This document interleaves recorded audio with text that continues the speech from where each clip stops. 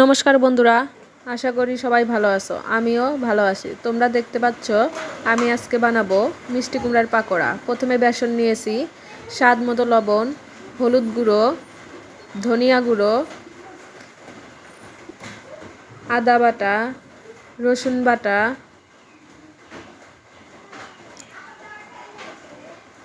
শুকনো লঙ্কা বাটা,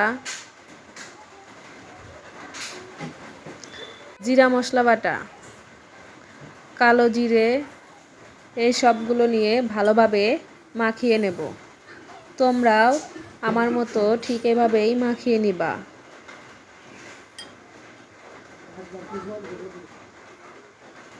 ভালো করে মাখিয়ে হয়ে যাওয়ার পর একটু একটু করে জল দেব। এমনভাবে ম্যারিনেট করতে হবে যেন বেশি পাতলাও না হয়, বেশি ঘনও না হয়। আবার একটু জল দিয়ে মাখিয়ে নিচ্ছি। বন্ধুরা, তোমরাও এভাবে মাখিয়ে নেবে। আর একটা কথা মাথায় রাখবে, যেন গোলাটা শক্ত না হয়, আবার পাতলাও না হয়। আমি আবার একটু জল দিয়ে ভালোভাবে মাখিয়ে নেব।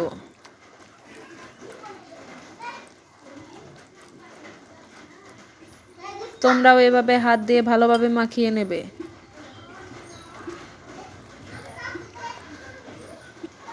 মাখিয়ে নেওয়ার পর দেখতে পাচ্ছি আমার গোলাটা এখনো শক্তই আছে, তাই আমি সামান্য জল দিয়ে নেব।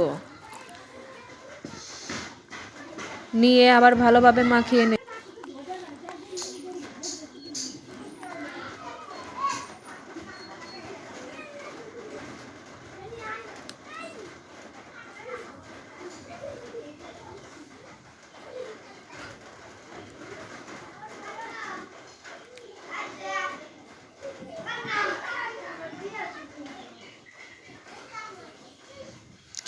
দেখতে পাচ্ছ বন্ধুরা, গোলাটা পারফেক্ট হয়েছে।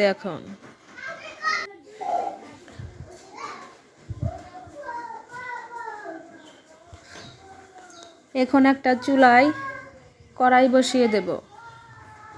কড়াইটা গরম হয়ে গেলে কড়াইয়ে তেল দিয়ে দেব। তেলটা গরম হতে থাকুক, ততক্ষণে আমরা মিষ্টি কুমড়া নিয়ে গোলাটার ভেতরে দিয়ে ভালোভাবে ডুবিয়ে নেব। তারপর দেখব যে তেলটা এসেছে কিনা। বন্ধুরা, দেখতে পাচ্ছ তেলটা গরম হয়েছে। তখন আমি মিষ্টি কুমড়াটা তেলে ছেড়ে দেব। এভাবে করে প্রত্যেকটি মিষ্টি কুমড়া তেলে ছেড়ে দেব।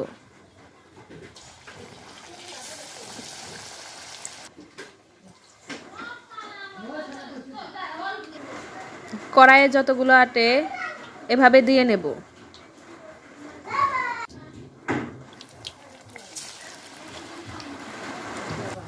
খুন্তি দিয়ে নেড়ে দেব। তোমরাও এভাবে উল্টিয়ে দেবে।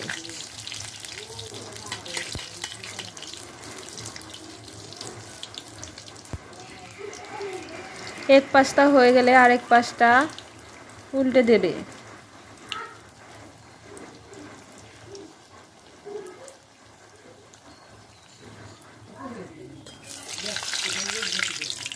ভাজাটা হয়ে গেছে।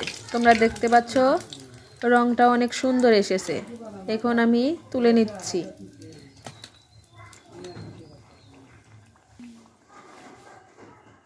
এভাবে করে আর সবগুলো ভেজে নেব।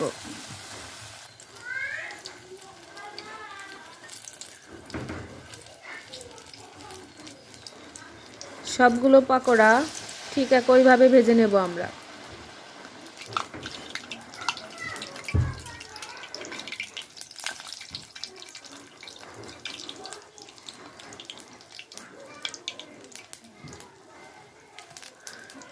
তোমরা দেখতে পাচ্ছ বন্ধুরা, পাকোড়াগুলো ফুলে ফুলে উঠেছে।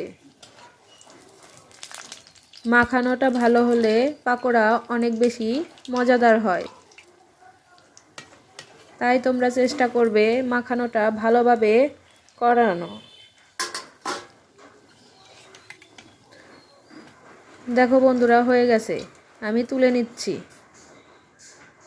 এভাবে করে পাকোড়া ভাজলে অনেক টেস্টি হয়। দেখতে পাচ্ছ বন্ধুরা, আমি একটা ভেঙে দেখালাম তোমাদের। ভেতরটাও খুব সুন্দর হয়েছে। ভালো থাকবে।